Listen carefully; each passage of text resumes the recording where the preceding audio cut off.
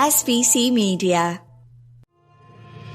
SBC Leaders connects the gambling industry's top-tier operators and associations to share the best ideas, collaborate on solving the biggest issues, and push innovation throughout the betting and gaming industry. If you're an operator and want to join the discussion, visit sbcleaders.com for more information. The sporting calendar sets a unique tone during the Christmas period, with an influx of festive football combined with a euphoria of other sporting fixtures that take centre stage for the holiday season.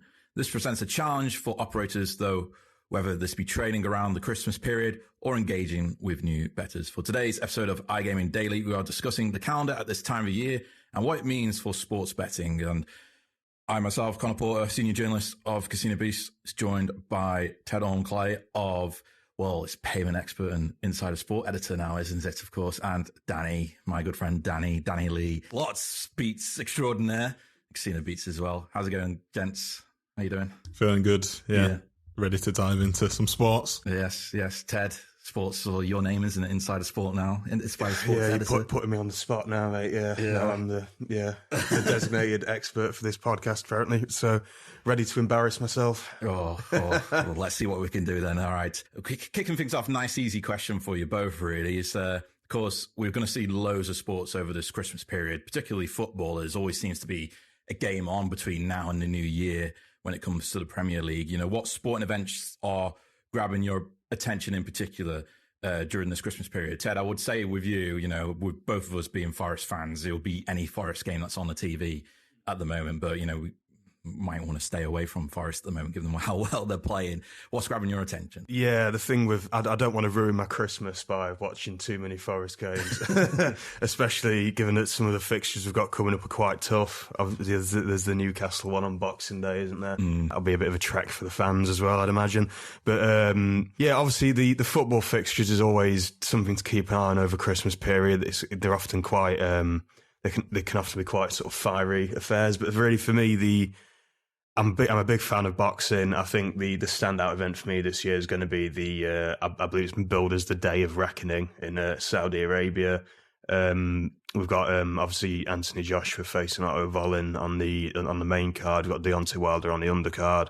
Some other big fighters on there. So, and I think obviously what they're hoping is that both of those fighters will win their respective bouts and then be matched up against each other, which is something that has been kind of in the pipeline for about, I don't know, 4 or 5 years plus, I'd say. Yeah. So, for me personally, that's the big standout event. That's the one I'm really looking forward to and we're paying a lot of attention to. Yeah, we'll see if that turns into a Joshua Wilder fight down the road, particularly in that one. We'll talk about that boxing card a little bit later on in the podcast. Danny, for you, sporting events that grab your attention over Christmas? Yeah, darts is obviously a huge one. It does feel very festive when that starts to come around like it did last weekend. Already been some really interesting matchups. The match with Michael Smith last weekend was superb, I must say, for the opening night. And obviously horse racing is a big one in terms of betting. Boxing Day is usually quite a big day for that as well.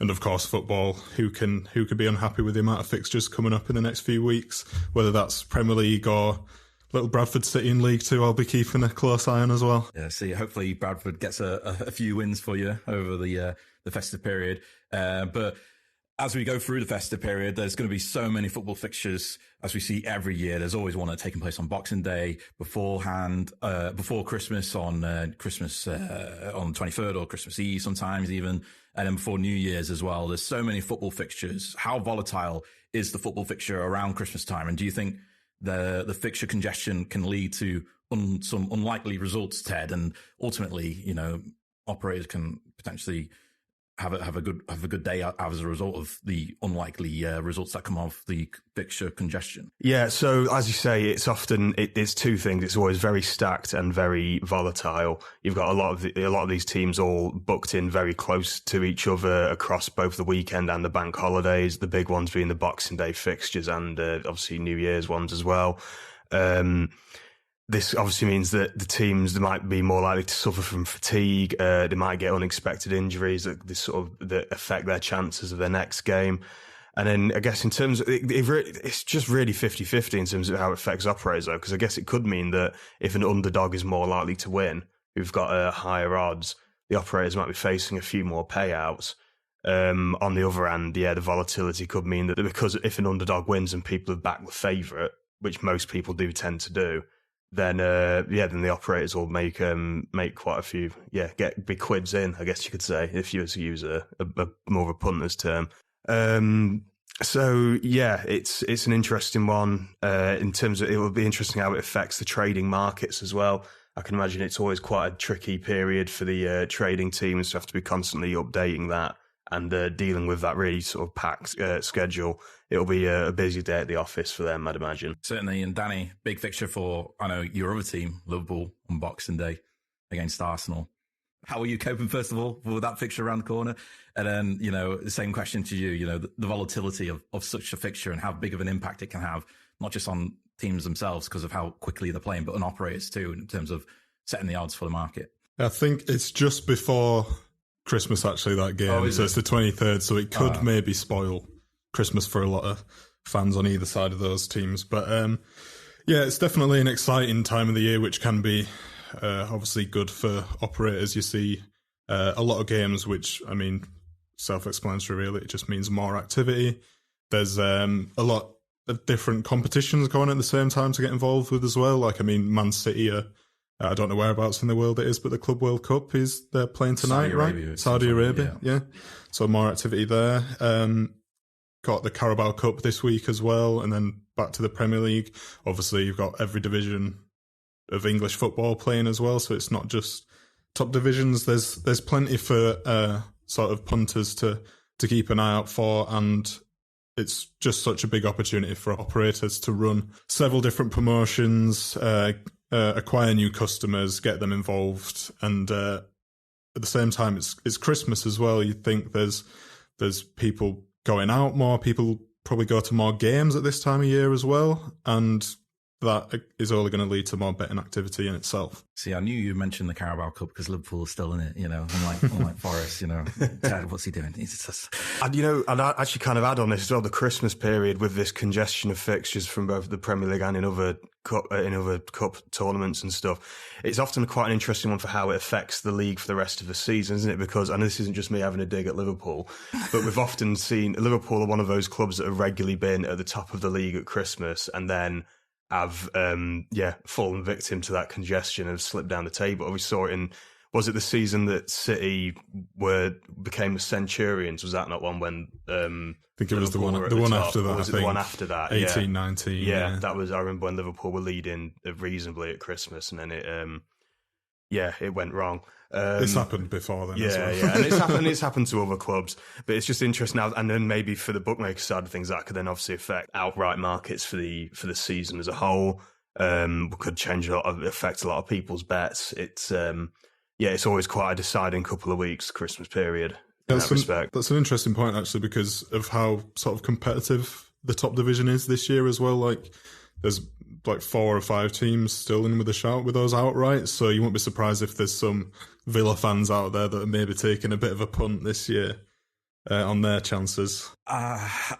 First of all, I'm not surprised that you don't remember the whole situation of Liverpool losing the title after being top at Christmas. It's a memory that you won't want to remember at all. But yeah, you're right. There could be good opportunities in the outright markets or season-long markets, as they call them in the US, when it comes to those long-term bets as to who potentially could win it all at the end of the season. Brazil, a global economic powerhouse, deeply passionate about sports, and now home to one of the hottest markets in gaming. And we're giving it the full SBC treatment.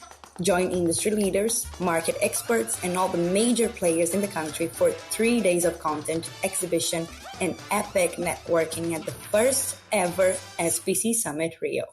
Let's talk about darts, shall we? Ali Pali, PDC World Championships, sponsored by Paddy Power, of course, but darts within itself is becoming a big staple when it comes to the Christmas sporting calendar.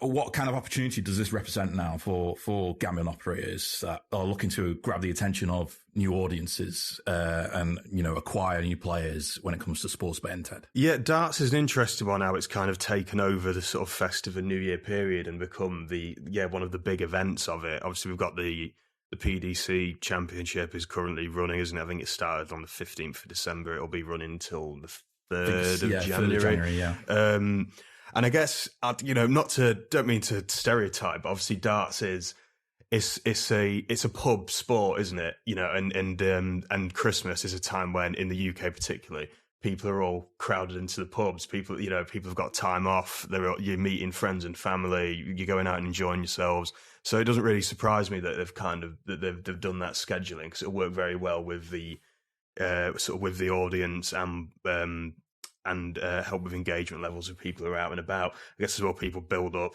like a New Year's event around it as well, things like that. I'm not trying to associate it too much with drinking, I don't want to get myself in trouble on that. I'm just fully expecting you to be standing up at the Yockey for the 2024 PDC World Championships now. I've never been to the darts. I've been to a lot of different sporting events. I've never been to the darts. I feel like it'd be, it looks like an interesting experience. I think it's something I would quite like to sort of tick off the list. Of things to go and watch live. Would you dress up? I don't know if I've got that in me. I don't know. You got to dress up. Why? What would you dress up as, Danny? I don't know. Go with the betting theme, and we can all go together as like horses or something. On the betting theme, though, obviously, like any major sporting event, it's got a lot of opportunity for the bookmakers. Darts is always quite a popular betting market anyway. Obviously, the big one we've got to talk about here is Paddy Power's marketing this year, with they put out that whole campaign saying they were going to turn the colour of the treble 20 green, which is obviously their branding colours, and then it turned out to be a sort of charitable sort of skit. It was like male cancer awareness, wasn't it? And they had some high profile darts players involved. So that's probably the standout marketing one. But even though Paddy Power, obviously the title sponsor of it and everything, other bookmakers can still have that opportunity to push it a bit in some of their marketing, maybe, with online, social media, televised, radio, whatever, and sort of, and draw customers in there. But obviously Paddy Power at the moment if we're going to go back and use sort of football metaphors, they're leading the league table when it comes to the darts marketing. You're right, though. It's an opportunity for any operator to just sort of add an extra layer to their like sports promotions. Obviously, if you look in the year in general, you don't really see too much darts sort of on a front page of an operator or with like a big promotion or exclusive promotions involved. But when it gets to this time of the year, you've got so many sports, so many different layers that you can add to your like Christmas promotions. And I think it's sort of darts time to shine in the betting world at this time of year. Just to clarify with the Paddy Power charitable cause for these World Championships, £1,000 will be donated every single time 180 is hit during the championship. So that's a great cause there from Paddy Power towards Prostate UK. That is. Looking back at football now, Danny, on Boxing Day, there's going to be tons of football matches, but they're going to be broadcasted over on Amazon Prime. What kind of impact do you think this is going to have when it comes to audience engagement? And so what kind of impact do you think it's going to have on audience engagement? Yeah, I think there's a couple of these game weeks are all being broadcast on Amazon Prime, and I think the most important thing about that is that every single game is televised, and it's available on a streaming platform that is quite a bit cheaper than like your Sky Sports packages and your TNT Sports packages. So it's probably a bit more available to customers as well. And I think people like to bet on what they can watch a lot of the time, especially if it's for people who maybe, not your typical bettors. They like to maybe put a bit on at Christmas time when there's all this football. So I think, it's definitely does raise quite a big opportunity. Ted, I want to talk to you a bit about this as well, because you recently did a podcast about the recent Premier League TV rights not being awarded to Amazon. Instead of just being split between Sky Sports and TNT Sports. The impact though still for Amazon Prime at this point of the year with these Boxing Day fixtures, everyone's going to be watching them. It's going to be quite big when it comes to audience engagement, isn't it? Yeah, definitely. I mean, it's probably going to be quite a big payday for them in terms of people might just do a one-off subscription. Just sign up for the month just so they can watch the Premier League games, which, as Danny said, is still a cheaper alternative to the regular, I guess, Sky and TNT subscriptions. Not that I'm knocking those two platforms. They've Sky in particular has been the biggest partner of the Premier League in recent years, and its coverage is top tier. I think it's an interesting one with Amazon, just with Amazon having all the Boxing Day rights, just because of how many people watch it. I did find it somewhat surprising that they've got all of them, just because of again how many people will have existing Sky and TNT packages who just use that to watch the regular season all year round. But yeah, really huge for Amazon to have those. But like you said, I believe it's from the 25-26 season. It's just going to be going back to a purely traditional Sky Sports and TNT, TV orientated package. It's a really big boost to Amazon for this year, 100%. And the last big boost that happened near the end of the year is coming up later this week in Saudi Arabia, the big boxing card. As you already mentioned, featuring Deontay Wilder and Anthony Joshua on there. How big of an opportunity is this, Ted? Because you already mentioned that you're a boxing fan. To have a sport like this, have boxing matches on, or just any sort of sport like this on so close to Christmas. Is it going to be a big opportunity for betting operators to capitalize on such a unique event? Yeah, I think it's huge. This is obviously it's one of the biggest cards we've had in certain. Even if you just look at the heavyweights involved for a long while. So just on the undercard, you've got Deontay Wilder versus Joseph Parker. That's two former world champions, both with very good records. Deontay Wilder's obviously known for his huge knockout power. Joseph Parker's known for being a very technical fighter. That'll get a lot of people interested. And then Otto Wallin gave Tyson Fury a very good fight a while ago, and he's known as being a very good contender, obviously going up against Anthony Joshua, another former unified world champion. And a lot of people will be watching that just because I think they want to see Joshua continue testing his abilities against top-ranked fighters. And ultimately, like I said earlier, provided both Wilder and Joshua win their respective fights, it looks like the next step is for the promoters and managers involved, is to get them to fight each other, which is something a lot of fans have been wanting for a while. So it's going to be getting a huge amount of boxing fans involved watching it. It's going to engage a massive audience. You've then got kind of what we spoke about with the darts earlier in the Premier League. You've got people all getting together with friends and family, just watching sport throughout Christmas. It's going to get a huge audience because of that. You're going to have people going down to various pubs and other venues to watch it. So yeah, it poses a huge opportunity for the betting markets, and boxing is a hugely popular betting market. Just betting on the winner, betting on whether there's going to be a knockout or points win, betting on what particular round or group of rounds a fighter is going to get knocked out or knocked down.